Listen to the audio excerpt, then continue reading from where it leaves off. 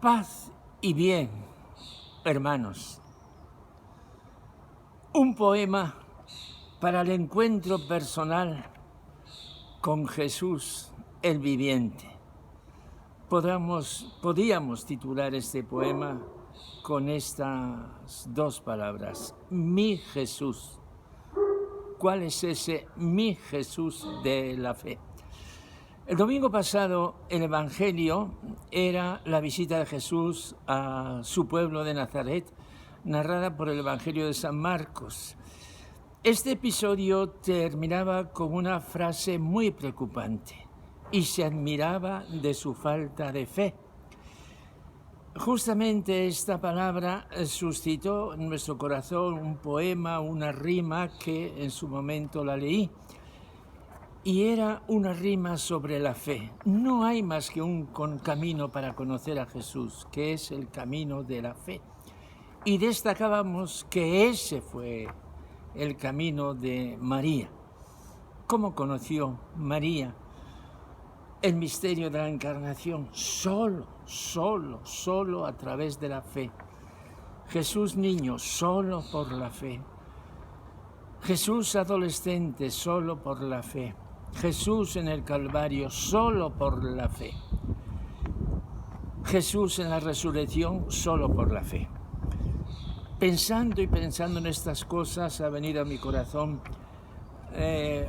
otro poema que expresa unas aspiraciones de tipo espiritual, teológico. Un poema que lo tengo aquí, pero exige una introducción detallada, mucho más larga que el mismo poema. Los versos que me atrevo a pronunciar requieren una contextualización.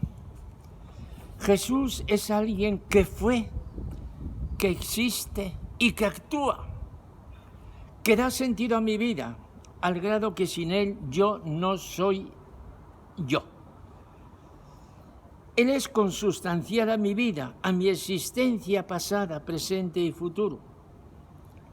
Hablando de esta manera absoluta y mística, sin remedio ya me estoy definiendo. Alguien me dirá, y ya estamos fuera de pista. Y ya no podemos dialogar, porque yo no creo en ese planteamiento que condiciona toda tu capacidad de reflexión. Quizás no podemos dialogar para caminar en paralelo, pero sí podemos escucharnos. Yo no puedo pedir que se me acepte lo que voy a decir. Solo pido que se me escuche, del mismo modo como yo estoy dispuesto a escuchar a que piense lo contrario. Entiendo que para acceder a Jesús hay 3 puertas, y esta es la explicación necesaria. 3 puertas porque hay 3 planos diferentes de conocimiento y por lo tanto hay 3 posibilidades de encuentro. Primer nivel, encuentro con el Jesús de la historia. ¿Quién fue Jesús de Nazaret? ¿Qué pensó él de sí mismo? ¿Qué hizo en los días de su vida? ¿Qué enseñó? ¿Qué dejó en herencia? En suma, un conocimiento histórico de Jesús, que es un conocimiento parcial y que está condicionado por los documentos que lo han transmitido. Es una red complicadísima, esta del conocimiento histórico de Jesús, pero es la realidad. Hay un segundo nivel, encuentro en el plano de la fe, por medio de la teología. Y aquí nos enfrentamos a 2 modos, a 2 vías que no deben bifurcarse, pero que a lo mejor de hecho se bifurcan. La primera, Jesús y Dios. Es decir, Dios de Dios, Dios verdadero de Dios verdadero. La segunda, Jesús y el hombre. Es decir, Jesús, respuesta al hombre, liberador del hombre, clave del hombre actual, clave de la historia y del proyecto humano, que por aquí va hoy más bien la sensibilidad humana de los teólogos. Pero hay un tercer nivel en el que queremos entrar. Sin negar nada de lo anterior, Jesús y yo, mi Jesús. Jesús, centro de toda la realidad existente, que en alguna parte Él existe. Y si existe, se relaciona y actúa. Llega hasta mí y cabe un encuentro con Él. Es decir, Jesús real y existente, presente y viviente, actuante, explicación y clave de mi existencia, de mi presencia, de mi proyecto, de mi futuro. Jesús de mi intimidad y de mi relación. Jesús, mi amor. Y aquí caben también dos vías. La vía de la intimidad con todo el subjetivismo que configura mi ser, que cada uno es como es.